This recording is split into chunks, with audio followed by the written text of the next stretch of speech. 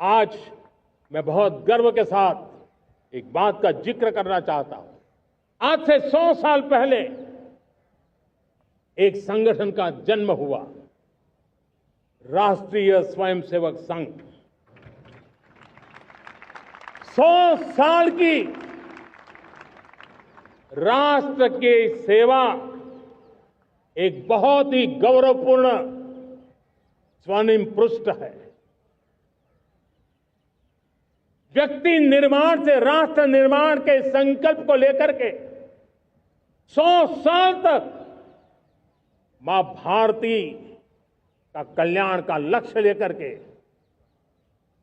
लक्षावधि स्वयंसेवकों ने मातृभूमि के कल्याण के लिए अपना जीवन समर्पित किया है। सेवा, समर्पण, संगठन और अप्रतिम अनुशासन, ये जिसकी पहचान रही है, ऐसा राष्ट्रीय स्वयंसेवक संघ दुनिया का ये सबसे बड़ा एनजीओ है। एक प्रकार से 100 साल का उसका समर्पण का इतिहास है।